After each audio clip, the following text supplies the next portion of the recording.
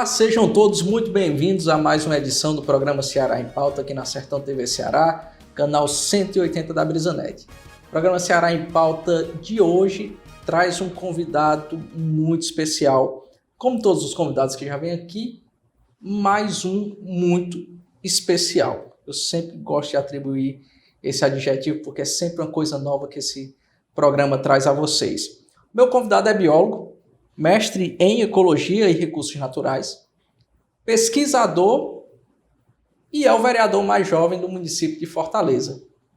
Recebo Gabriel Aguiar. Gabriel, seja muito bem-vindo. Muito obrigado. Prazer estar aqui com você conversando. Gabriel, o programa Ceará em Pauta, ele é um programa, como eu digo para todo convidado, Sim. É um programa de calçada sobre política, que é uma conversa de calçada sobre política. Então você fica à vontade, o espaço é nosso para a gente falar daquilo que interessa à sociedade, daquilo que é de interesse e que deve ser matéria de atração da sociedade. Eu sempre tenho o costume de dizer que esse programa ele tem uma função pedagógica, que é fazer com que as pessoas entendam sobre política e sobre sociedade. E, Gabriel, eu queria que nesse primeiro momento você se apresentasse ao meu telespectador. Bom, então, antes de tudo, obrigado pelo convite, né? Alegria estar aqui conversando com todo mundo, quem está aqui desse lado, quem está do lado de lá, né? E, bom, eu tenho 28 anos agora, né? Estou como vereador mais novo lá de Fortaleza. A eleição é algo recente, mas a gente tem aí mais de 10 anos nos movimentos socioambientais aqui do Ceará, né? Sempre tive essa ligação com o meio ambiente, tanto que me formei nessa área, né? E antes de disputar esse espaço da política institucional, né, da Câmara Municipal, a gente se organizava em vários movimentos populares que lutavam pela preservação da natureza, contra injustiças socioambientais, que são comuns aqui no nosso estado, né? E mais recentemente com essa pauta climática também, né, que é um desafio geracional que a gente tem.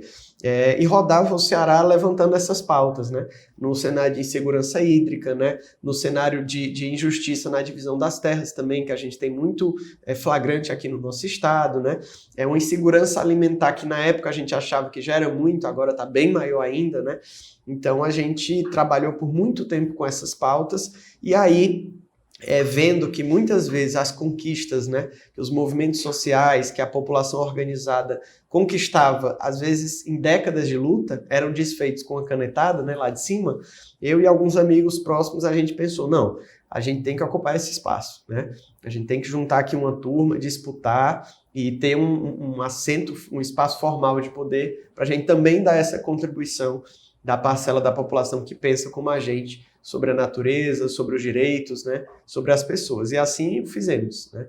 Então, fizemos uma campanha sem papel, né, sem panfleto, foi uma campanha só com megafone no sinal, uma placa com o nosso número, que a gente ia segurando na mão, e muito diálogo nas ruas, nas praças, nas redes sociais. Conseguimos uma votação muito boa e estamos aí há pouco mais de 2 anos nessa luta dentro do Poder Legislativo. Então, Gabriel, quer dizer que você fez uma campanha todinha sem santinho? Foi, não imprimimos nenhum santinho. Como? Nenhum santinho, nenhum panfleto, nada. A gente, para não dizer nenhum, tinha um único, né? A campanha inteira tinha um único, uma espécie de cartaz, né? Feito à mão, que a gente botou lá o número, nosso Instagram e o nome. E aí, com esse cartaz e um megafone, a gente ficava no sinal de trânsito, ficava numa praça, ficava na rua, e as pessoas iam anotando o número, tirando foto e iam levando para casa. Você fez uma campanha inteira com um panfleto e um megafone. Foi exatamente isso. E, claro, muita gente que estava instigada, né, inspirada pela campanha, conversando com a família, com os amigos, com os colegas, na base do diálogo, né? Então, assim a gente fez a campanha toda. Eu acho isso muito interessante e, assim, na minha visão, sendo muito franco, eu não sabia que era possível. Sim. Não sabia que era possível fazer uma campanha hoje sem o material convencional. Tá, porque hoje a gente tem uma rama de informações, né? As redes sociais estão aí que facilitam bastante, mas ainda há uma parcela do eleitorado, não só do Ceará, do eleitorado do Brasil como um todo, que são adeptos do tradicional. E é muito interessante saber que há como fazer uma campanha sem certeza. Santinho. E isso foi sobretudo que a gente vê também o impacto ambiental que tem desse material, né? Os santinhos, os panfletos, na época eleitoral, geralmente cobrem as calçadas, as ruas, entram no bueiro, fica aquele resíduo ali espalhado na cidade, né? Até alguns fazem um derrame, né, de santinho, de panfleto, e aquilo sequer se converte em voto, né? Aquilo ali fica acumulado, não é porque você recebeu um santinho que você vai votar naquela pessoa, mas se você tiver um diálogo, né, ouvir aquelas ideias, for convencido, tem muito mais chance de você se interessar em dar o seu apoio do que receber um papel, né, com um número e um rosto, né? Então, por isso também a gente aposta em formas de maior vanguarda, digamos assim, de comunicação. Claro que sabendo que havia um risco, né? Muita gente, até pessoas próximas, disseram, não, isso é impossível. A pessoa pode até gostar de você, mas ela não vai lembrar seu número amanhã, né? Então, quem gostava, a gente dizia, anote aí, a pessoa pegava uma caneta, anotava num papel, numa nota fiscal, tirava uma foto da gente com a placa, acabou dando certo, né? Foi quase 10 mil votos na cidade de Fortaleza para vereador. Eu confesso, Gabriel, que eu estou surpreso. Eu confesso que eu estou surpreso. Mas ainda nesse sentido, você foi consultor ambiental, sim, né? E era pesquisador. E como foi migrar para a política, assim? Como se dá a migração? Eu senti bastante, porque são universos bem diferentes, né? Dentro da consultoria ambiental, quando você vai a campo, eu ia muito para campo, ficava um mês, 40 dias na mata, né? Coletando informações, registrando os animais, acampando mesmo, medindo, enfim, fauna, flora e por aí vai. Depois você produz um relatório e aquele relatório técnico, científico, é a sua argumentação. Da mesma forma na academia, né, os diálogos que tem, os debates, muito debate teórico, né, em mesas redondas, etc., o que vale é o argumento lógico, é o mérito das questões, né? As pessoas vão dialogar e aquele entendimento, aquela síntese do debate é o que vai ser o consenso ali no final. No meio político, não, né? No meio político, muitas vezes, o mérito das questões, a objetividade, né, das pautas, os problemas reais, eles muitas vezes são um plano ali que você tem no diálogo, mas o que mais vale, muitas vezes, e eu digo infelizmente, né, porque eu gostaria que fosse mais vinculado ao mérito das coisas, o que vale muitas vezes é a dinâmica de poder que existe por trás, né? Então, o que vai fazer alguém concordar ou discordar de alguém na política, muitas vezes são as dinâmicas de poder que existem atrás daquela discussão, né? Não necessariamente se concorda ou discorda com aquela pauta, né? Então, por exemplo, saneamento básico, né? Alguém pode dizer que é melhor investir no saneamento básico aqui na comunidade tal, né? Porque ela está mais vulnerável, ela sofre alagamentos, ela tem um índice de saneamento menor e um índice de saúde, né, ou de doenças mais elevado. Mas se alguém tem mais interesse em beneficiar uma outra região por uma questão de votos ou de disputa política territorial, ela vai se posicionar defendendo aquela outra, né? Enfim, então as discussões não se atêm muito ao mérito, e sim à dinâmica de poder. Isso é uma coisa que de cara me frustra, né? Mas depois a gente vai entendendo como é que a gente deve fazer os diálogos para conseguir trazer benefícios materiais para os trabalhadores, né? Que é o mais importante. E diante desse cenário, você falou em dinâmica de poder, em distinção à matéria de interesse público, de fato. Se deparar com isso no começo não te fez ter vontade de parar, de pensar que aquilo não era aquilo que tu imaginou? Assim, eu não cogitei, digamos, retroceder, porque dentro desse debate socioambiental, as tensões, os enfrentamentos sempre são muito desiguais, né? Então a persistência acho que é um marco de todo mundo que está nessas pautas, né? São forças muito diferentes e de grandezas muito diferentes. Então, eu nunca cogitei que entrar dentro da política institucional, essa política partidária, fosse um mar de rosas, né? Que eu fosse falar, as pessoas fossem, é verdade, e a coisa fosse andar, né? Mas é um novo tipo de dinâmica que eu tive que aprender, né? Então, claro que a priori frustra, né? Tem coisas que são chocantes, por exemplo, eu lembro na época mais tensa da pandemia, a gente nos debates no plenário, né? Coisas que a gente via na internet que são indefensáveis, você vê alguém defendendo na sua frente, por exemplo, que alguém não deve se vacinar, né? Que uma criança não deve se vacinar, que nós não deveríamos usar máscara, né? Ou que a Covid não existe, né? Que não existia esse vírus, que isso era uma invenção. Então, são coisas que são chocantes que você vê na internet, a própria internet bloqueava, né? Para que as pessoas não fossem expostas a esse tipo de mentira. Mas você vê no plenário e você ter que debater, né? contrapor coisas que não tem estanques na realidade que a gente vive, né?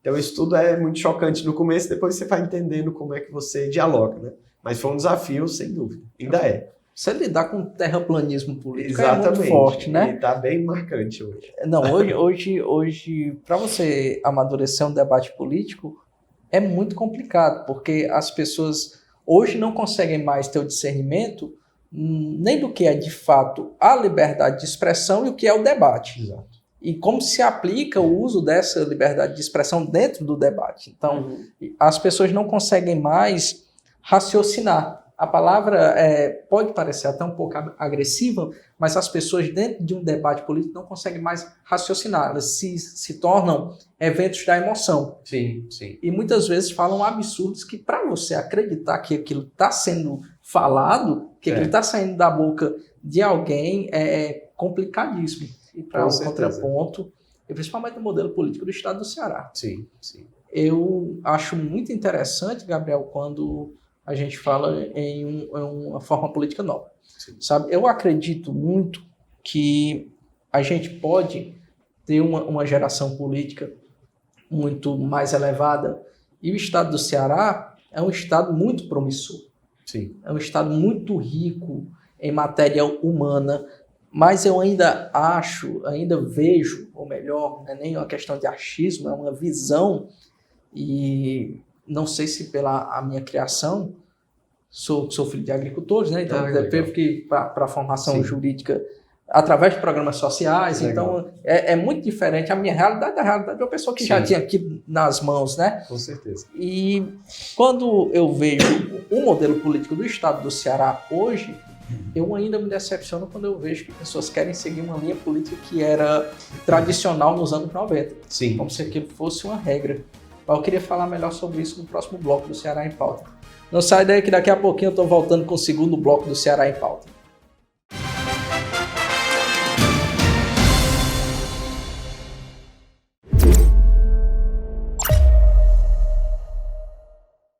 Olá pessoal, tudo bem com vocês? Eu sou o Listênio Alves e estou com você no Ponto de Vista. De segunda a sexta-feira, a partir das 11 horas da manhã. Muita informação, prestação de serviço, na sua melhor companhia da hora do almoço. Nosso encontro marcado, de segunda a sexta, às 11 da manhã. Espero você! Sertão TV, a nossa TV, sempre perto de você. Fala galera, somos Braz Adoração, estamos ligadinhos na Sertão TV, feita pra você. Sertão TV, feita para você. Moço, eu sou o técnico de violar o sinal, tá fraco, né? O tempo todo, tô fraco, esse modo não tem mais jeito não. Pare de sofrer, bota fibra, vem pra Brisa. Olá, lhe apresento o Sr. José. Ele assumiu a empresa da família no ramo de mercearia e, assim como seu avô e seu pai, se acostumou a fazer quase tudo sozinho e perdeu o controle. Mas ele não tinha tempo de criar novas ideias para expandir seu negócio e controlar o dinheiro. Foi aí que o Sr. Tito apresentou a assessoria que estava recebendo de seu escritório de contabilidade, a Sisticom. Tito disse que a Sisticom descobriu uma forma para diminuir sua carga tributária. Agora ele estava pagando menos impostos e tudo dentro da lei, além de controlar gastos e contas. Então José procurou logo a Sisticom e fechou seu contrato. Agora ele tem mais tempo para estar com a família e buscar novas ideias para o seu negócio. Faça como José, vem para a Sisticom, conheça nossos planos e tenha a melhor assessoria da região.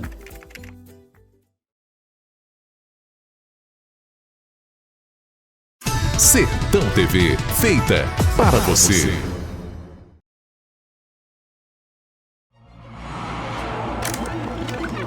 O que faz você confiar em um portal de informação?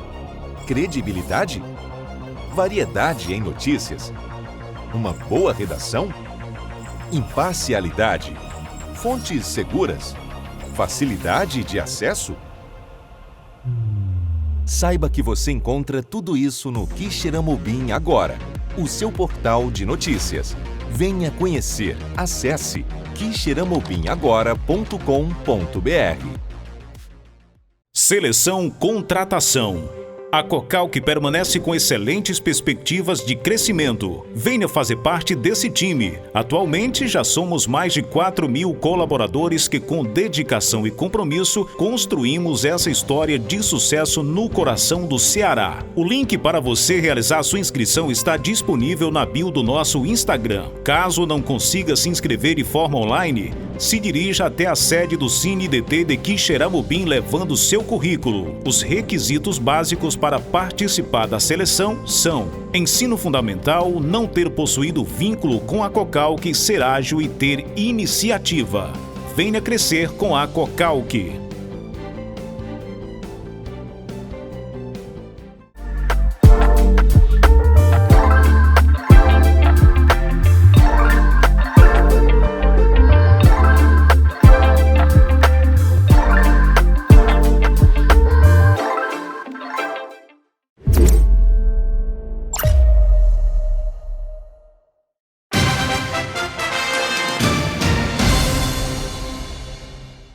Estamos de volta com o segundo bloco do programa Ceará em Pauta aqui na Sertão TV Ceará, canal 180 da BrisaNet. Você que ainda não tem a Sertão TV, procure no escritório da BrisaNet e nos leve até você para você desfrutar desse papo bacana e interessante. O Ceará em Pauta hoje está recebendo o vereador de Fortaleza, Gabriel Aguiar.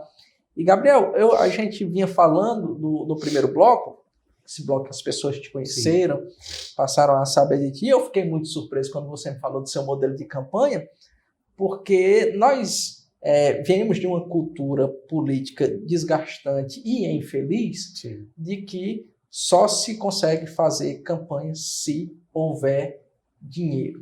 Uhum. Fala em termos simples, se você não tiver dinheiro para gastar, você não se arrisque a uma campanha eleitoral. E eu queria saber de ti, na prévia da tua candidatura, tu não ouviu isso, não? Ouvimos bastante, justamente por essa questão que a gente vinha falando, né? A gente adotou uma forma de campanha sem usar papel, sem usar panfleto, né? E o que a gente vê tradicionalmente é, assim, milhares e milhares de papel, panfleto, santinho jogado ao chão, né? O famoso derrame, né? Ou aquela distribuição, né, nas praças e tudo. E antes mesmo de cogitar a campanha, a gente já tinha visto que aquilo ali é um negócio que a gente queria que nem existisse daquela forma, né? Então a gente pensou, como é que a gente vai chegar nas pessoas, tocar mentes e corações, né, sem estar entregando resíduo, né, que é o que vai virar aquele papel todo. E aí veio a ideia, né, da gente utilizar os sinais, né, de trânsito e também os locais com grande aglomeração de pessoas. Então a gente fez uma grande placa, né, com o nosso número, nome e o Instagram, utilizava um megafone para conversar com as pessoas e conseguimos assim chegar a milhares de pessoas lá em Fortaleza, né. Então, sem gastar nada com papel, né, com panfleto, santinho, apenas uma placa que inclusive foi feita à mão, né, a gente conseguiu quase 10 mil votos no município. Então, isso aí é uma coisa que nos emociona bastante, inclusive porque aquelas pessoas que votaram, a gente tem a segurança de que votaram porque acreditam naquela proposta, né, acreditam naquela visão de mundo, naquele potencial de transformação da sociedade, nas defesas de pautas que a gente falava no megafone, nas ruas, nas praças, né. Inclusive, nessa última campanha, após a campanha, a gente pegou o mesmo cartaz que tinha o nosso número, viramos, né, ao contrário, escrevemos obrigado, né, lá no verso do cartaz, e fomos para os mesmos sinais apenas para agradecer, né, com o megafone agradecendo e o cartaz. E tinha gente que, quando parava no sinal, aquele sinal que a gente ficava, às vezes, dias seguidos, né, e as pessoas se emocionavam, choravam, né, agradeciam, parabenizavam. Então, a gente vê que, para além de digitar o número lá, criou-se um vínculo afetivo e político com aquela ideia. Isso é até muito mais poderoso do que uma eleição ou um mandato de um político, né? Um alinhamento de ideias em prol de uma transformação. Cara, isso é muito bacana. Você participou da campanha de 2022, foi candidato a deputado federal, não foi? Isso, exatamente, também. E, Gabriel, dentro desse cenário, eu vejo, acompanho algumas pautas suas de debate, até porque um é muito próximo da minha realidade, a gente, sim, vai falar sobre isso daqui a pouco, que o que eu achei muito diferente, muito fora da curva, é que a maioria dos teus projetos, né, ele não se delimita ao município de Fortaleza. Sim. Embora ele tenha uma ação, ele tenha uma eficácia, ele tenha, ou melhor, uma circunscrição ali, ele é muito abrangente, ele é muito aberto, algo, sim, que se pode ser mais sistemático, mais aberto à realidade dos municípios do estado do Ceará. E são projetos muito inovadores, são projetos muito de um novo modelo político. E eu queria que tu falasse de onde parte, de onde começa o teu projeto, o teu ciclo de debate para esse projeto, até que ele vire um projeto e depois uma proposta para lei. Perfeito, excelente. Bom, então hoje a gente tem um mandato parlamentar municipal, né, em Fortaleza. Porém, antes de cogitar ser vereador, a gente já tinha uma atuação socioambiental no estado todo, né? E quando a gente vai trabalhando no município e divulgando nas redes, outros municípios vão vendo e também chamando, né? Então, por exemplo, a gente atua muito com denúncias de crimes ambientais, né? Desmatamento, incêndios, aterramentos, tráfico de animais silvestres, e violências contra povos originários, né? Indígenas, quilombolas, comunidades tradicionais, pescadores e por aí vai.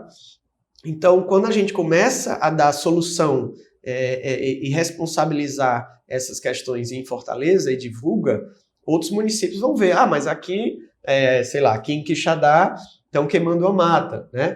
Aqui em Quixeramobim aterraram uma lagoa, né? Acabei de ver que tem ali um pessoal que está caçando ilegalmente, aí chama a gente, né?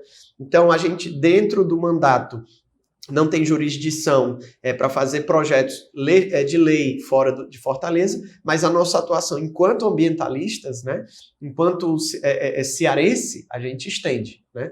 Então, acaba que é um mandato municipal, mas a nossa atuação está para além do mandato, né? Então, a gente hoje roda o Ceará inteiro, de ponta a ponta, além de debates, discussões, diálogos positivos, bons como esse do seu programa, mas também resolvendo questões, né? Como a questão do urânio, né, a questão de termoelétricas, né, a questão de degradação. Hoje a gente tem quase 60% da nossa caatinga já totalmente devastada, né? Nossas serras, brechas de altitude também estão sofrendo muitas questões. Mais de 570 quilômetros de litoral estão passando por um processo de ocupação muito intensa da especulação turística, né, até internacional. Então a gente acaba circulando bastante no nosso estado, mas nossos projetos de lei são em Fortaleza, né? E o processo para a gente elaborar é sempre participativo. Então, a gente escuta a população, as demandas de comunidades, as demandas gerais do município, do estado, propostas, muitas vezes já chegam propostas de projeto pronto para a gente. É um movimento social, é um sindicato, é um professor, um pesquisador, já chega com a ideia. A gente marca reuniões com a nossa equipe técnica também. A gente tem um setor científico, um setor jurídico no mandato, tem articuladoras de comunidade, né, que são coordenadoras de pautas e territórios, uma coordenação política. A gente se reúne com os demandantes, né, todo mundo que pede a gente senta e conversa, e a ideia deles depois vai virar uma minuta de lei e a gente protocola, né? Depois de protocolar, a gente vai buscar a tramitação. Hoje já tem 51 projetos de lei nossos tramitando lá na Câmara Municipal de Fortaleza. Me permita aqui, Gabriel, fazer uma pergunta que talvez ela beire o polêmico. Dá para se perceber nos seus projetos que há uma presunção de algo inovador e mais tecnológico, mais presente, de algo que a nossa realidade de fato, um projeto que tem uma pauta mais globalizada para levar dentro da prefeitura de Fortaleza, onde boa parte dos vereadores não tem a mesma mentalidade, não são da mesma seara política que você tem. Não é difícil, não? É bem difícil. É um trabalho de convencimento, né, e de articulação, né? Então, a gente tem que pensar pautas positivas para a cidade, né, e convencer os colegas parlamentares que aquilo é positivo, né? A gente enfrenta hoje muitas dificuldades, né? A tramitação de um projeto, ela tem várias etapas, né? Você protocola o projeto, ele é lido no plenário, depois ele vai para uma comissão de admissibilidade, que é a Comissão de Constituição e Justiça, ou de Orçamento, depois ele vai para as comissões temáticas, e só aí, então, ele volta para o plenário para ser votado, né? Então, muitas vezes, os projetos ficam travados nessas etapas, né? Justamente por essa diferença, né? Às vezes, divisão, às vezes, essa dinâmica de poder que eu coloquei, né? Mas a gente gostaria de ver a coisa avançando bem mais, né, dentro do Poder Legislativo, né? A gente tem muitos projetos que são muito positivos para o município, né, e que certamente todos teriam a ganhar, né? A gente enfrenta problemas sérios em Fortaleza, por exemplo, em relação a alagamentos, né, uma cidade muito impermeável, muito construída e com pouquíssimas áreas verdes, né? Então, quando tem chuva, são dezenas de comunidades que ficam embaixo d'água, né? Então, a gente tem muitos projetos para isso também, a questão do saneamento básico, enfim. Então, de fato, a tramitação é uma dificuldade muitas vezes por conta disso aqui que a gente já falou, né? Gabriel, eu, às vezes, discutindo, e política é um negócio gostoso de se discutir, sim, né? Que você, no meio da discussão, você acaba criando vários cenários, e às vezes o cenário que você acha mais improvável de acontecer acaba acontecendo, e você se surpreende. Esse fenômeno da especulação, eu sou muito, não sou muito fissurado nisso, eu adoro esse debate. E o que eu vejo, em cidades pequenas, as maiores dificuldades são em relação sempre à segurança pública ou cultura. Ou não tem festas o suficiente, ou não tem segurança o suficiente em determinada cidade, está ali com uma determinada infestação de crime organizado. Na cidade grande, nos grandes centros, a gente tem um investimento de segurança considerável. Se for fazer um comparativo com a cidade pequena, é um investimento considerável. Vários centros de cultura, só que o maior problema é a mobilidade. E o que eu sempre vejo em Fortaleza, na ótica de fora, isso é a minha ótica de fora, é um grande problema com mobilidade, é justamente as ruas estarem alagadas. Exato. Então, assim, não adianta eu ter uma festa na Praia do Futuro, eu não conseguir me deslocar até a Praia do Futuro sem cair em um buraco, sem correr o risco de enfrentar um alagamento no caminho. Isso não é pelo período, é uma falta de planejamento. Em parte eu diria que é falta de planejamento, e em parte eu diria que é um planejamento que às vezes não está preocupado se a população vai ter acesso à cultura, ao lazer, ao divertimento, né? O transporte público, sobretudo para as periferias, que é quase a totalidade de uma cidade como Fortaleza, ele é pensado como um veículo de vai e vem para o trabalho, né? Levar a força de trabalho daqueles trabalhadores da periferia para outra área que ele vai trabalhar e voltar. Tanto é que boa parte das linhas não vão funcionar pós-horário de trabalho, depois de 10 horas, 9 horas, né? Então, eles são quase em sua totalidade planejados para apenas viabilizar aquela força de trabalho a ser deslocada, e não pensando na cultura, no lazer, no divertimento, no passeio das comunidades, né? Então, uma pessoa que mora em determinado bairro mais nobre, que tem um carro, etc., ela circula nos meios de cultura, vai para a praia, vai para a praça, vai num parque, tudo tranquilamente, tem acesso a tudo, né? O famoso direito à cidade, né? Enquanto que uma pessoa que dependa da linha do ônibus vai ter dificuldade, às vezes vai ter que pegar 3 ônibus para chegar na praia, né? Então, é necessário também repensar o sistema de mobilidade urbana, considerando quem está fazendo ele, quem está pensando nele, e que ele, como um direito, né, que está inclusive na nossa Constituição, né, foi uma emenda à Constituição que colocou a mobilidade, o acesso ao direito à cidade como um direito humano, né? Ele precisa ser tratado como direito, né, e não como uma mercadoria que é hoje, né? Então, hoje, geralmente, o modelo de mobilidade, você tem empresas, né, privadas, uma ou algumas, Fortaleza tem 9, né, que vão fazer todo esse transporte de ônibus e outros veículos. E acaba que, claro, como toda empresa, né, a prioridade é o lucro, né? Em segundo lugar, é prestar o serviço que atenda a população. Isso chega a situações extremas, como foi na pandemia, em que você tinha todo mundo ali igual uma lata de sardinha dentro dos ônibus, né, se contagiando com o vírus do novo coronavírus, e dezenas de ônibus na garagem, né, para não perder os lucros, porque era menos gente, né? Então, isso é uma situação muito séria que a gente tem hoje de mobilidade e que está colapsando nos municípios. Em Fortaleza está colapsando. Por quê? Fechando com isso. Hoje a gente tem Uber, né? Tem 99, tem vários veículos de aplicativo, e eles estão retirando o que a gente chama de rotas superavitárias do transporte público. Por exemplo, você paga a mesma passagem para ir daqui até a esquina, né, ou para ir daqui até 10 quilômetros dentro da cidade, né? Então, hoje as pessoas não fazem isso. Rotas curtas, pega um moto-Uber, né, pega por aplicativo. E no fim de semana também você não vai juntar a família toda e andar de ônibus. Você racha o Uber e vai todo mundo comer uma pizza, né, e por aí vai. Então, hoje quem pega ônibus é para as rotas grandes, né, longas de trabalho, vai e vem, pagando a mesma passagem. Então, não está garantindo mais o lucro dessas empresas. Então, está chegando no limite desse modelo de transporte público e a gente tem que mudar isso. Perfeito, Gabriel. E isso entra o projeto da questão da tarifa zero, né? Eu quero falar melhor sobre isso no próximo bloco, tá certo? Perfeito. Então sai daí que daqui a pouquinho eu tô voltando com o terceiro bloco do Ceará em Pauta.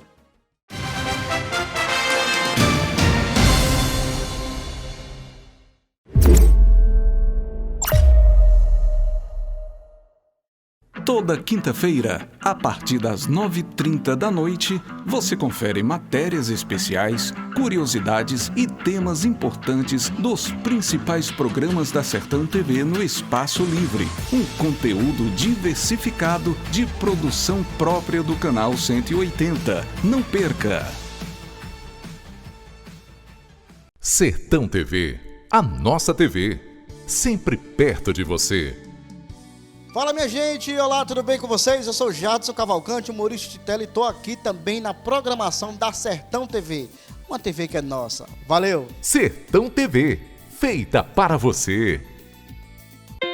A vida muda, não tem jeito. E se vai mudar, então é melhor que você seja a mudança. Brisanet, o futuro ao seu alcance.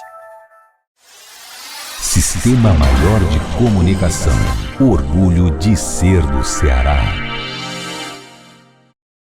A Sertão TV é para todos. Queremos ficar mais próximos de você, mostrar novidades, te divertir e emocionar. Por isso, temos o YouTube, onde fica boa parte do nosso conteúdo. Para acessar, é bem fácil. Entra na plataforma e procura pela Sertão TV na barra de pesquisa. Encontrou? Clique no botão de se inscrever, em vermelho, e ative o sininho para ser avisado quando postarmos qualquer conteúdo. Pronto!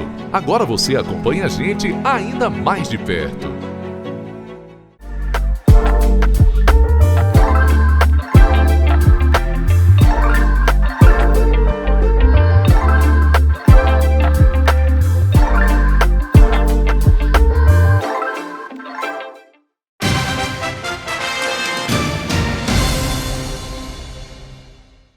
Estamos de volta com o terceiro bloco do programa Ceará em Pauta, aqui pela Sertão TV Ceará, canal 180 da Brisanet. Você que ainda não tem a Sertão TV, procura o escritório da Brisanet e nos leve até você. O Ceará em Pauta está recebendo o vereador de Fortaleza, Gabriel Aguiar. Gabriel, a gente havia falado, ou melhor, tinha puxado ali o gancho sobre a questão de mobilidade em Fortaleza. E Fortaleza é uma cidade que, eu até vi um relato esses dias, um relato não, eu vi um stand-up de um determinado humorista aqui do Ceará falando sobre a estrada, sobre as ruas de Fortaleza, né? E que recebeu uma notificação da prefeitura porque estava fazendo esse stand-up. Aí fez lá fez inclusive outra piada. Falou que é algo relativo ao asfalto está sendo feito de sorrisal, que botar água e derrete. Uma coisa nesse sentido. Mas eu vi que você esteve em Brasília, né, batendo sobre ainda nessa matéria de mobilidade urbana, sobre a tarifa zero. Eu queria que você explicasse melhor sobre esse projeto e qual vai ser o impacto dele no Estado, em Fortaleza e para o Estado, né? Perfeito. Bom, essa questão da tarifa zero já é uma demanda de muito tempo. A gente já tem vários movimentos no país todo, né? Políticos que debatiam isso, cidades que debatiam, mas agora isso está se mostrando quase um imperativo, algo que vai de fato acontecer. A gente espera que em todo o Brasil, e o que a gente está debatendo é o como vai acontecer, porque tem modelos muito diferentes de tarifa zero, né? O transporte público ele é um direito, mas ele não vem sendo tratado como direito, e a realidade que a gente tem nas cidades, que geralmente o transporte público é feito por empresas privadas, né? É que hoje com esses aplicativos eles estão não conseguindo mais o seu lucro, né? E toda empresa de transporte público ele tem geralmente duas fontes de entrada de receita. Um é o pagamento das passagens, né? E o outro é o subsídio dado pelas prefeituras, geralmente, né? Então, o que acontece? Todo ano, a tendência é a passagem aumentar, né? As prefeituras não vão querer dar mais subsídio, né? Gastar mais dinheiro com isso, e as pessoas se revoltam cada vez que a passagem aumenta, com toda razão, né? Porque se é um direito, ele precisa ser dado a todos e todas indiscriminadamente, né? Não pode ser só para quem consegue pagar. E hoje, aqui no Ceará, por exemplo, cerca de 20% da renda das famílias é gasto com transporte, né? Então, isso é um valor muito alto. Então, a gente precisa mudar essa lógica, né? E garantir que o acesso seja livre, né? Ou seja sem catracas, né? Seja para todo mundo. Então, algumas cidades aqui no estado, por exemplo, já estão fazendo isso. A gente tem a cidade mais populosa do Brasil a ter implementado o passe livre, né, a tarifa zero, foi Caucaia, né, ali do lado de Fortaleza. Uma experiência muito exitosa e os dados chamam a atenção. Pouco mais de 2% do orçamento do município está sendo usado para o transporte. Conseguiram botar tarifa zero para todo mundo, né? Uma cidade de 370 mil habitantes, mais ou menos. Né? Isso aumentou a renda das pessoas, né? De 16% a 36%. Então, imagina só você ter 36% a mais de renda porque não está gastando com passagem. No caso de muitas famílias lá. Reduziu 40% a quantidade de automóveis girando na cidade, né? Ou seja, a poluição, o trânsito, os acidentes, tudo melhorou. Né? Menos acidentes, menos engarrafamentos, menos poluição e o que chama mais atenção, quadruplicou a quantidade de pessoas pegando ônibus. Então, antes você tinha 505 mil viagens, né? E passou a ter 2,2 milhões. Então, o que isso mostra para a gente? Que muita gente, principalmente pessoas que têm menos condição financeira, não estavam se deslocando na cidade porque não tinham condições de pagar a passagem. Agora que é gratuito, conseguem se deslocar. Ou seja, a tarifa estava violando o direito dessas pessoas de acessarem a cidade. E agora que está livre, estão andando de ônibus. Né? Então, isso são dados que chamam muita atenção, né? E que a gente espera ver Brasil afora, sobretudo no nosso estado. Além de Caucaia, Eusébio também, Aquiraz também, Maracanaú também estão implementando modelos diferentes de tarifa zero. E a gente espera que Fortaleza faça o mesmo e, por que não, que Xerabubim, que Xadá e por aí vai. Né? E chama atenção só mais um ponto que a gente chama de triplo zero. Né? Tem até o movimento triplo zero.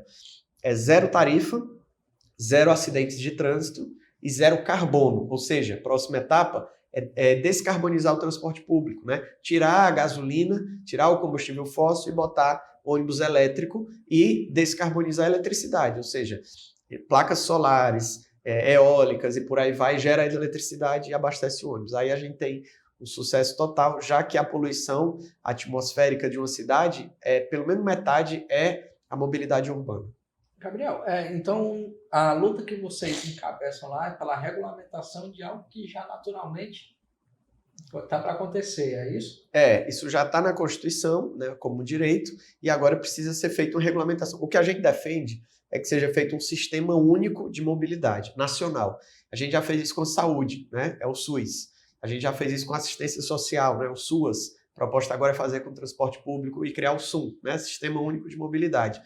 A gente está articulando no governo federal para criar um GT e debater essa questão a nível federal, o espaço participativo também, e a proposta é que as cidades, né, os estados também façam isso, criem seus conselhos para regulamentar esse transporte público. Porque o que a gente quer é que ele vire tarifa zero pendendo para o lado de garantia de direitos. Ele não pode virar tarifa zero atendendo só o empresariado, porque para o empresariado também é muito bom. No lugar de receber da tarifa e do subsídio, vai receber só do subsídio. Então, há uma estabilidade total para ele receber a verba. Não pode virar só esse repasse de verba. Né? A gente tem hoje uma verdadeira caixa preta do transporte público. A gente não sabe bem quanto de gasolina é usado, não sabe bem quanto de lubrificante é usado, e eles cobram por passageiro, não por serviço. A gente tem que tirar isso de cobrar por passageiro e a conta tem que ser feita por quilômetro rodado. O ônibus vai estar rodando, pode ter 10 passageiros ou 40. Então, tirar isso, porque aí a gente garante o direito e não a superlotação do ônibus, não baixo efetivo de ônibus, né? Ônibus gratuito, de qualidade e na quantidade necessária. E com as rotas e horários pensadas pela população. Esse é o caminho. Gabriel, de forma muito modesta, eu posso lhe dizer que algumas questões políticas aqui, que a gente vinha debatendo, para mim tem sido muito pedagógico, sabe? Porque tem alguns projetos que eu particularmente não acreditava que poderiam ser postos em implementação. Por exemplo, eu me lembro, acho que fazia o 8º ano do ensino fundamental, quando meu professor de geografia estava falando sobre a questão de poluição e de mobilidade urbana, de que a tendência para que se diminuísse era que as pessoas passassem a utilizar mais o transporte coletivo. E quando, na nossa conversa, isso, olha o tempo que faz, não sou tão velho, mas olha o tempo que faz em relação ao que eu estava no 8º ano do fundamental para o momento agora, algo que passou, e na época não tinha essa expressão constitucional. E agora, se há um direito constituído, se há um direito certo, né, sobre essa questão. Mas você havia falado sobre a questão dos combustíveis, da ideia do transporte elétrico. Deixa eu lhe perguntar de forma muito sincera. Tá. É possível? E se é possível, como é possível?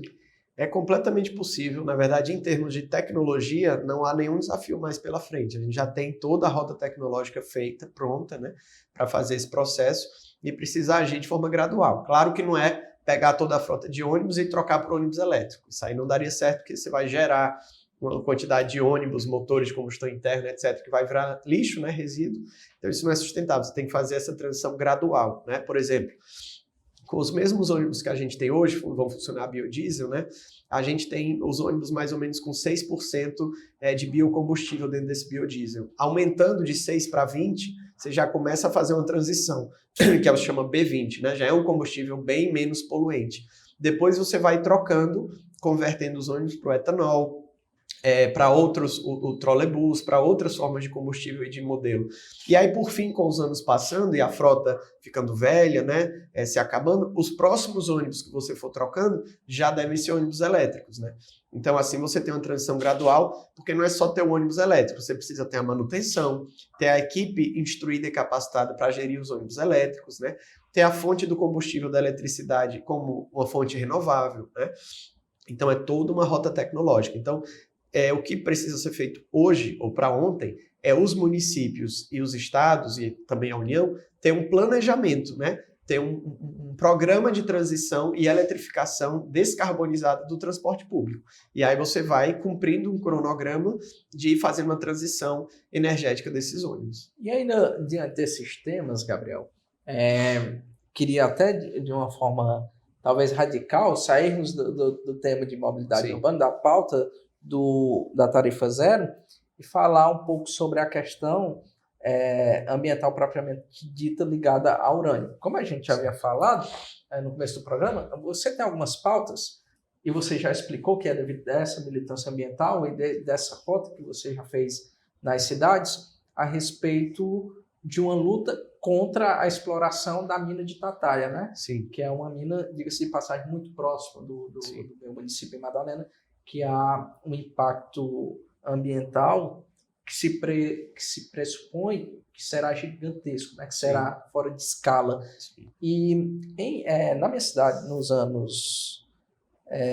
não consigo lhe precisar, mas tem relatado num livro de um pároco que faleceu já da cidade, Padre Ricardo, o nome do livro era Margot, e ele falava sobre testes nucleares que foram feitos na cidade. Qual foi a consequência? Que a maioria, segundo o estudo que ele fez, das vítimas de câncer que se teve no município, nos anos subsequentes, foram derivadas deste teste nuclear que foi feito nesse ano, que não consigo, peço até perdão, lhe precisar. Sim. Mas, diante desse cenário, isso a gente está falando de anos atrás, diante desse cenário, o que é que se pode falar sobre a exploração e as consequências da mina de urânio, da mina de Tataia? Mas quero falar melhor sobre isso no próximo bloco. Não sai daí que daqui a pouco eu estou voltando com o quarto bloco do Ceará em Pauta.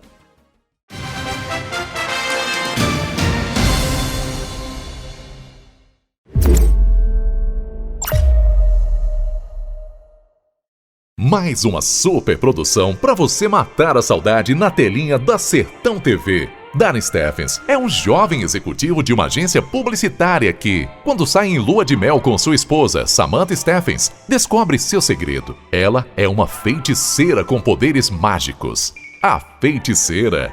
Uma série de sucesso que conquistou o mundo. Agora disponível para você no canal 180 da BrisaNet HD TV. Sábado, às 14h30. Sertão TV. A nossa TV, sempre perto de você. Olá, minha gente, eu me chamo David Simplício e estou na Sertão TV, o canal que valoriza a cultura do Nordeste. Sertão TV, feita para você. A vida muda, não tem jeito. E se vai mudar, então é melhor que você seja a mudança. Por isso, mudamos a nossa vela. Nossas formas ficaram mais flexíveis. As cores ficaram mais quentes. O resultado? Mais que o símbolo de um lugar, uma nova forma de se conectar. É nossa nova marca que vai nos guiar neste imenso oceano azul. Laranja, na verdade. BrisaNet. O futuro ao seu alcance. Sertão TV, feita para você. Esta é a Canudos FM 106,7, emissora pertencente à Fundação Canudos, integrante do Sistema Maior de Comunicação. Canudos FM, a que fica. O que é ter saúde para você? Para mim, ter saúde é viver com qualidade, assim como se vive na minha cidade. Ter saúde é viver no interior e em pequenas coisas reconhecer valor. Todo mundo tem dentro de si um lar. Corpo é casa, que temos que cuidar. Unimed Ceará. Cuidar bem é cuidar do nosso interior.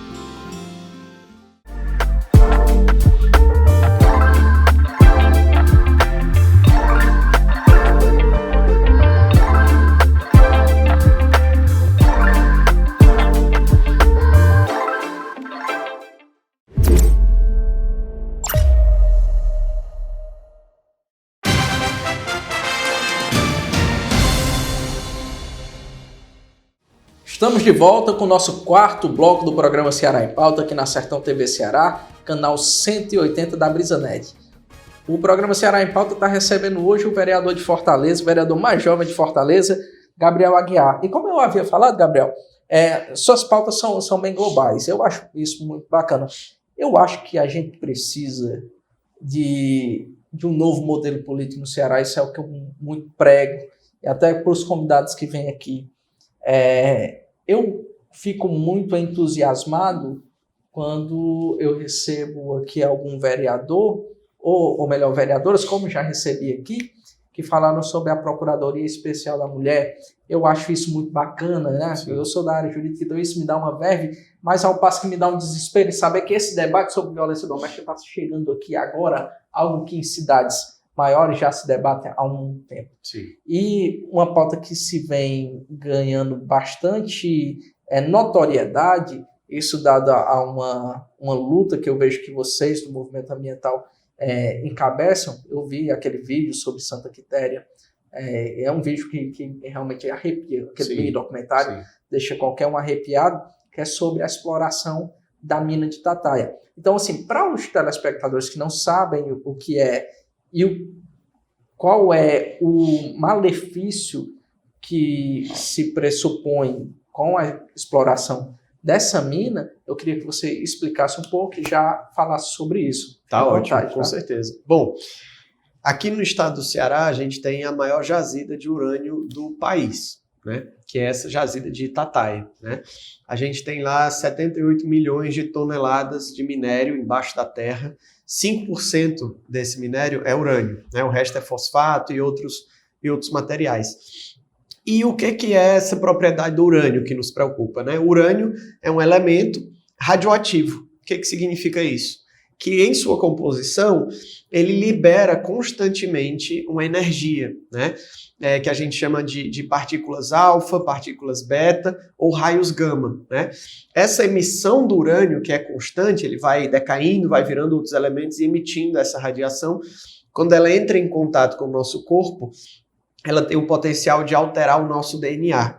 Não só o nosso, mas de outros seres vivos também, outros animais, plantas e por aí vai. Então, quando esse DNA é alterado, gera vários problemas, inclusive e principalmente o famoso câncer, né?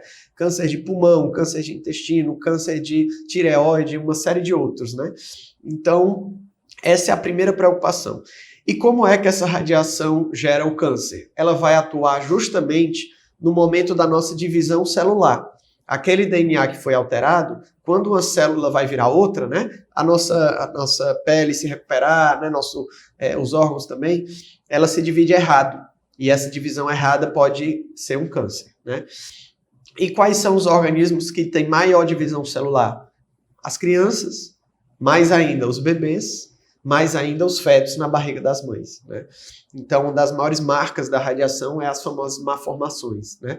Então, quanto mais nova a pessoa, mais severo vai ser o impacto dessa radiação. Bom, e o projeto que está hoje em discussão, não hoje, né, há mais de 50 anos, mas agora volta à discussão, é o processo de furar essa jazida.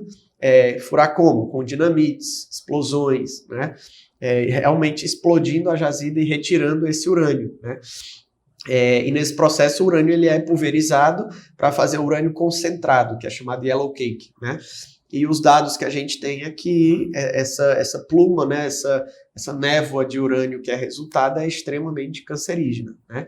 Além do urânio, lá tem radônio, né, rádio, tório e outros elementos também mais radioativos do que o urânio que são liberados nesse processo. Inclusive a população local batizou, né, a mina de urânio como um dragão. Eles entendem que ali naquela jazida tem um dragão dormindo, né?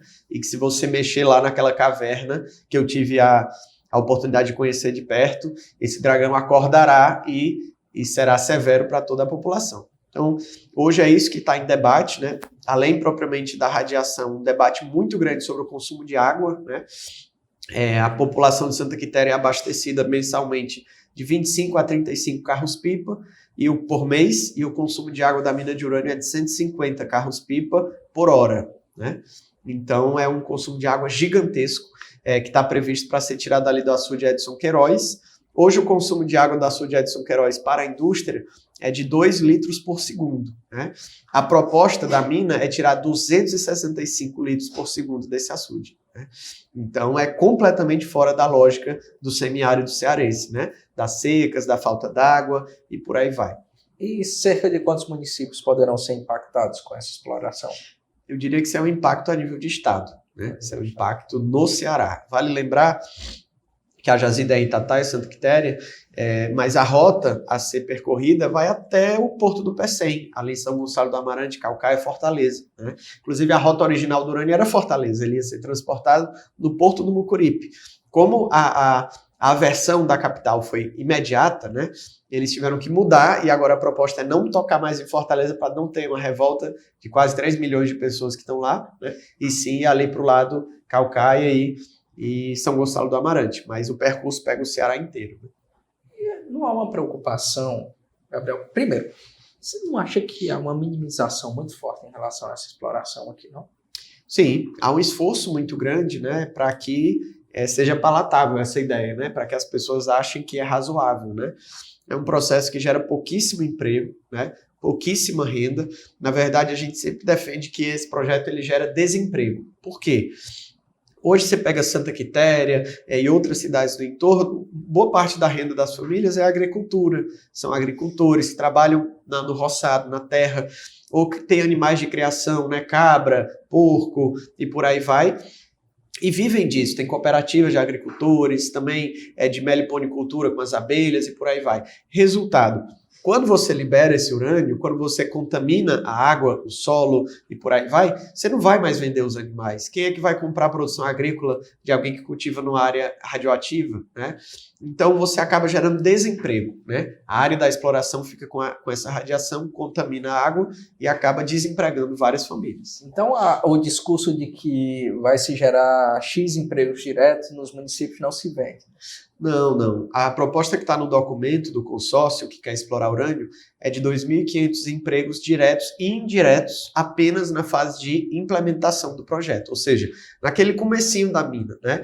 A mina está prevista para ter mais de 20 anos de exploração, né? Essa fase inicial ela dura alguns meses ali, que é o momento do maior desgaste e exposição, inclusive. Então, são trabalhos com curta duração, para quem vai ficar lá explodindo a mina, fazendo o almoço, lavando as roupas e por aí vai, e logo em seguida todos são desempregados, fica só uma pequena quantidade, porque a exploração ela é bastante autônoma, né? Então pode-se afirmar que é uma propaganda apenas, né? É uma propaganda que a gente sabe que é a regra em empreendimentos desse tipo, né? A regra é vender que vai trazer emprego, oportunidades, mas no fim a população olha e vê que o que gerou foi destruição, desemprego e adoecimento, né? Principalmente das crianças nesse caso.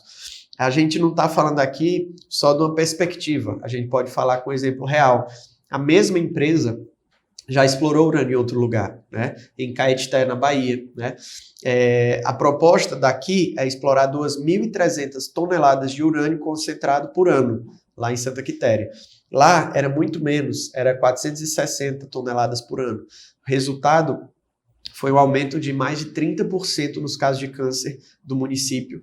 Ficou tão grave, teve tanto acidente, teve liberação de ácido sulfúrico, teve liberação de urânio concentrado dentro da água, milhões e milhões de litros de urânio concentrado, teve contaminação massiva da população. O resultado, a mina foi fechada. Tá?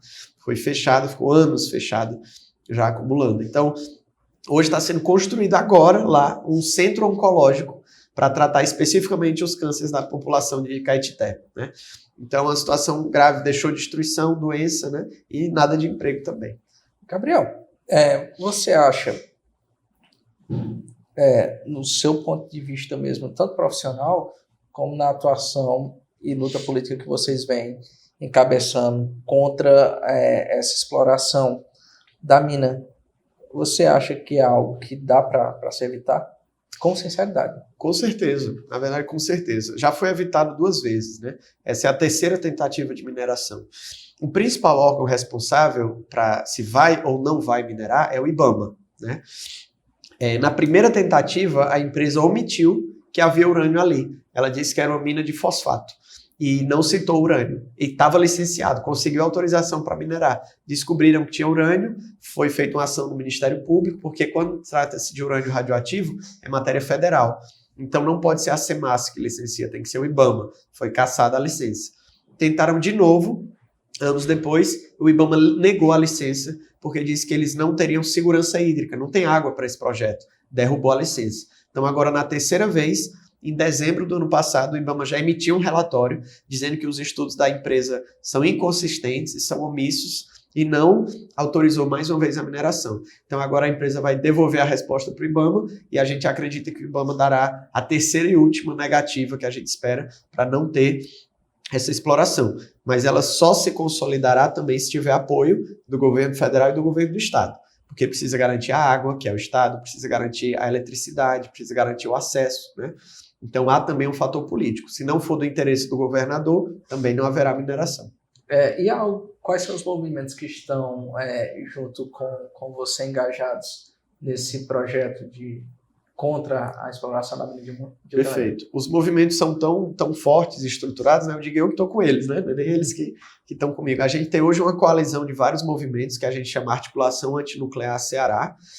Tem o movimento dos atingidos pela mineração, né, que é o MAN, né?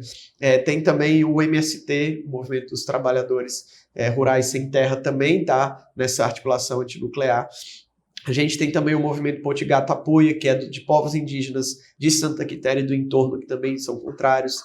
A gente tem o Núcleo Tramas, né, que é um núcleo de pesquisa que tem médicos, que tem físicos, que tem químicos, biólogos, que estão juntos fazendo os estudos técnicos, né, sobre isso.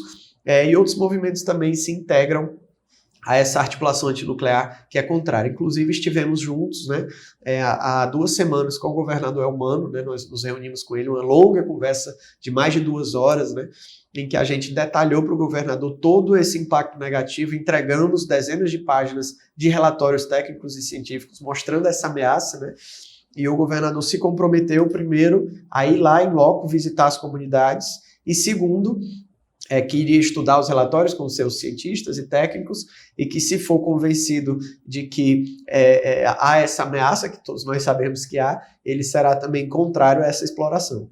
Perfeito, Gabriel, perfeito. Então, fechando aqui sobre a mina de urânio, eu queria falar de outro assunto, até que a gente possa finalizar o programa, eu não poderia deixar de falar sobre esse assunto. Primeiro, há uma preparação para a reeleição no pleito de 2024 e outra, o pessoal já tem alguma posição na eleição de Fortaleza ou ainda está na fase de tratativas? Perfeito. Então, para 2024, primeiro, certamente a gente vai estar nessa disputa, né? A gente está fazendo um mandato vibrante, tem entregado grandes resultados para o município, como você falou também, para o Ceará, né? A gente sempre se estende um pouco, né? E ano que vem a gente vai estar novamente nessa disputa, né, para continuar esse nosso trabalho. Aprendemos muito até agora 2 anos e pouco, mas serão 4 anos, né? Então a gente vai ter ainda muito mais pela frente para fazer e conquistar, e vamos manter a mesma pegada da campanha, né? Sem papel, sem panfleto, sem santinho, com muito diálogo, né, e pouco papel. Então a gente vai nesse rumo também. E esperamos, né, ter uma campanha ainda maior e com resultado ainda mais bonito do que a passada lá no município de Fortaleza, né? E para as eleições majoritárias, né, para a prefeitura, a gente ainda está discutindo isso dentro do partido, né? Mas a gente sabe que um partido com a importância que tem o PSOL precisa ser um partido preocupado em estar crescendo, né? Ele, enquanto partido, ele não pode se dissolver em outras relações. Então é muito importante que o pessoal esteja investindo no seu crescimento, né, na sua envergadura, esteja cada vez mais próximo das camadas populares, né, ouvindo a demanda da classe trabalhadora, e que tanto na capital quanto no interior esteja investindo em quadros que engrandeçam o partido, né? Então é muito importante a gente garantir isso, um pessoal cada vez mais próximo da população, mais próximo da natureza, das comunidades, e maior em termos de figuras públicas também e envergadura, né? Um partido necessário aqui para o nosso estado. Eu faço essa pergunta sobre a questão da posição do PSOL na eleição de Fortaleza, Gabriel, pelo histórico, né? Há muito tempo que o PSOL já vem alavancando com a candidatura à Prefeitura de Fortaleza. Só que em 2022 a gente teve um evento extraordinário. Sim. Que foi uma união de forças, né? E que o PSOL foi junto com o PT. E hoje eu consigo vislumbrar um alinhamento muito forte, até porque eu vejo figuras como alguém que eu admiro bastante, um grande profissional, que é o Dr. João Alfredo, que está à frente do IDACE, que é do PSOL, né? Sim. E hoje, fazendo parte do governo, eu fiz a pergunta para saber se há um alinhamento junto com o PT de Fortaleza, PT e PSOL, tal qual foi na eleição de 2022 presidencial, ou se ainda há uma fase de tratativas a respeito desse posicionamento. Perfeito.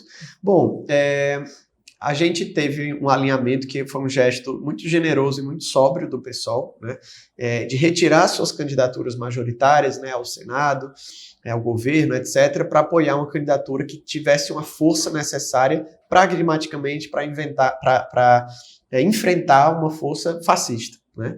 E conseguiu fazer, foi uma movimentação muito acertada do nosso partido, e agora se reabrem as discussões a respeito dos próximos passos, né? O que acontece? O PSOL hoje, ele não compõe a base do PT, né? Isso é uma resolução nacional votada e aprovada pelo partido. O PSOL, ele está numa posição de independência do PT, mas certamente aqueles projetos do PT, do governo federal, por exemplo, e outros, que estejam ao lado da população, dos trabalhadores e que defendam a natureza, terão apoio aguerrido do nosso partido, né? Mas aquelas alianças que porventura sejam feitas, né, que não esteja de acordo com o nosso programa partidário, né, do PSOL, a gente vai ser combativo contrário também, como já estamos sendo no Congresso nessa posição. Em relação às candidaturas majoritárias, à prefeitura, notadamente, né, no ano que vem, esses debates estão sendo abertos agora dentro do nosso partido, né? Então, agora que serão apresentadas teses, discutidas e votadas a respeito desses próximos passos, né? Mas, de fato, hoje as figuras públicas do PSOL que compõem os governos, como no caso do Elmano aqui, né, são militantes do partido que se destacaram para cumprir essa função, mas não é o partido compondo o governo, né? O PSOL, enquanto instituição, não compõe nem o governo Elmano nem os outros, mas militantes do PSOL se afastam das suas funções institucionais partidárias, está na nossa resolução, não pode compor o diretório, executivo do partido, se afastam do partido para compor o governo. É assim que está organizado hoje as determinações dentro do PSOL. Pronto, então ainda há uma fase de tratativas, né? Exatamente. Gabriel, foi um prazer te receber aqui no Ceará em Pauta. Como eu disse, a conversa ela passa rápido quando a gente conversa sobre política, quando a gente conversa sobre aquilo que a gente gosta. Eu queria deixar aqui o espaço aberto para que você faça suas considerações finais. Antes de tudo, lhe agradecer pelo convite, né? Parabenizar toda a equipe que torna esse programa possível. Também agradecer a audiência, né? Quem está nos assistindo agora. Parabenizar porque esse tipo de papo, né? Como você fala, um papo de calçada de política, né? É uma coisa que a gente precisa ter mais, né? A política, apesar de todo o tabu que existe, ela é isso. É pensar tudo aquilo que é coletivo, né? Tudo aquilo que é comum. Não aquilo só dentro da minha cabeça ou dentro da minha casa. E sim a rua, a praça, a cultura, o que é comum do povo. Então, ser cidadão, né, fazer parte da cidade, ou ser político, fazer parte dessa polis, é algo que deve fazer parte do dia a dia de todo mundo. Todos nós somos políticos e debater isso é garantir que nós tomaremos as decisões sobre aquilo que nos agrada ou desagrada, e não terceiros, né? Então, parabéns pela iniciativa, um programa necessário. Espero voltar, né, outras vezes, atualizado em outras pautas, para a gente seguir conversando, e agradecer também quem assistiu até aqui. Gabriel, desde já eu deixo aqui consignado que essa casa é sua. Obrigado. O espaço está aberto para você, sempre que quiser voltar e falar sobre o projeto. Também aos grupos que estão engajados com você sobre a ideia da tarifa zero, também da mina de urânio, os grupos que quiserem vir participar do Ceará em Pauta, vai ser um prazer para mim estar debatendo com eles essas pautas. Então, já deixo aqui esse espaço aberto, lhe agradecer demais a você, a Odete, a toda a equipe do Gabriel que tornou este programa possível. Como eu disse no começo, essa conversa de calçada sobre política, ele tem uma função, para além de ser um programa, ele tem uma função pedagógica, uma função educativa, para que as pessoas vejam e através dele, ou melhor, entendam os políticos, as pessoas que estão se propondo a representá-las. A ideia do Ceará em Pauta é essa, que as pessoas venham, que os políticos venham, que as figuras públicas estejam aqui, para quem eles se propõem a apresentar possa os conhecer de fato. Então, perfeito. Foi uma honra enorme, Gabriel. Muito obrigado. Obrigado pelo convite. Tamo junto. E esse foi mais o Ceará em Pauta. Eu espero você na próxima semana. Beijão e até lá.